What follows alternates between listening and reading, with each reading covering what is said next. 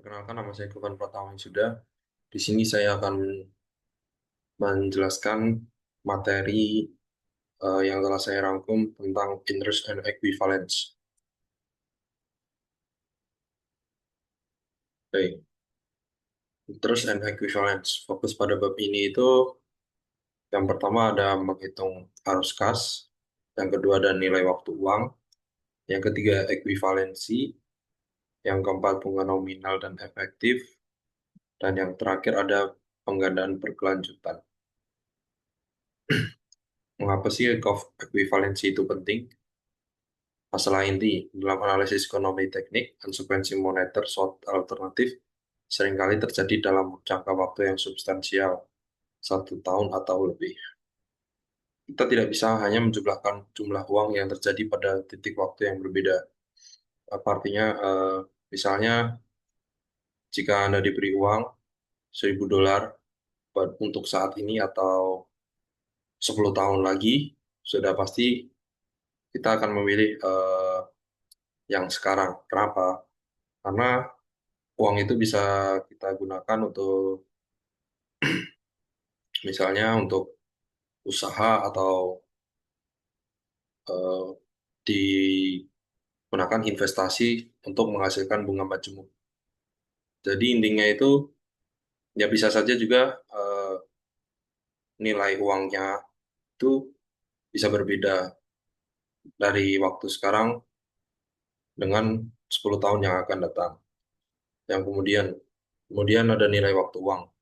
Arus kas yang lebih awal lebih berharga daripada arus kas yang lebih lambat. Oleh karena itu, setiap alternatif harus dipecahkan menjadi serangkaian arus kas pada titik waktu yang berbeda. Kemudian, ada bunga. Bunga ini adalah biaya untuk meminjam uang atau imbalan untuk menginvestasikan uang.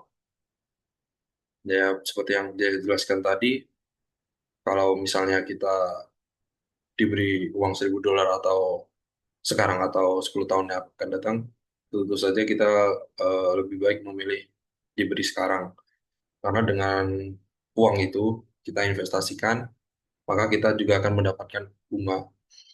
Nah, kemudian ada bunga sederhana. Ini dihitung hanya berdasarkan jumlah pokok pinjaman atau investasi. Kemudian ada bunga majemuk. Bunga diperoleh dari pokok dan bunga yang terakumulasi sebelumnya. Bunga majemuk lebih umum dalam analisis ekonomi teknik. Konsep ekuivalensi. Definisi ekuivalensi. Ekuivalensi terjadi ketika kita tidak memiliki preferensi tertentu untuk memiliki sejumlah uang sekarang atau jaminan serangkaian jumlah uang di masa depan. Jumlah uang saat ini dikatakan setara atau ekuivalen dengan jumlah atau serangkaian jumlah di masa depan. Faktor penentu. Ekuivalensi adalah faktor esensial dalam analisis ekonomi teknik. Ekuivalensi bergantung pada suku bunga.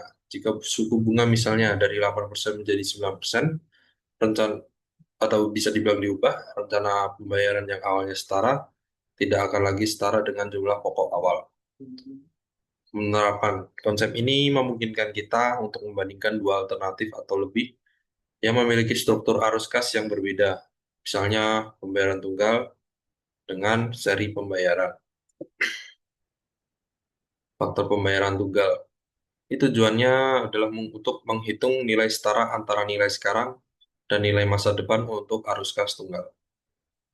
Dan arus kas tunggal ini bisa dihitung dengan alat bantu komputasi menggunakan kalkulator TVM, Time Value of Money, seperti HP33S dan 35S yang diusulkan untuk ujian FE, Fundamentals of Engineering. Bunga nominal dan efektif. Suku bunga efektif per periode adalah suku bunga efektif yang berlaku untuk setiap periode penggandaan atau compounding period. Kemudian suku bunga nominal. Suku bunga yang dinyatakan per tahun tanpa secara eksplisit menunjukkan frekuensi penggandaan yang terjadi dalam setahun. Kemudian ada suku bunga efektif tahunan. Suku bunga tahunan yang sebenarnya setelah memperhitungkan efek penggandaan, misalnya bulanan, kuartalan. Suku bunga efektif tahunan cenderung lebih tinggi dibandingkan suku bunga nominal jika penggandaan dilakukan lebih dari sekali setahun. Kemudian continuous compounding. Continuous compounding adalah sebuah kondisi di mana periode bunga berkurang dari durasi terbatas menjadi durasi yang sangat kecil, dan jumlah periode penggandaan per tahun menjadi tak terbatas. Ini adalah konsep matematis di mana frekuensi penggandaan terjadi secara menerus tanpa henti. Dalam situasi ini, nilai nominal bunga per period menjadi sangat kecil, mendekati nol, sementara SMS menjadi sangat besar, mendekati tak terhingga. Kesimpulan, pencapaian utama, memahami konsep ekuivalensi, bahwa arus kas itu pada waktu berbeda harus dibandingkan pada nilai yang setara. Yang kemudian kedua ada mempelajari faktor bunga majemuk untuk skenario pembayaran tunggal. Yang ketiga ada membedakan dan mengaplikasikan suku bunga nominal dan efektif. Memahami konsep penggandaan berkelanjutan. Keterampilan lanjutan, penggunaan kalkulator time value of money ditekankan untuk membantu mahasiswa lebih fokus pada konsep daripada aritmatika.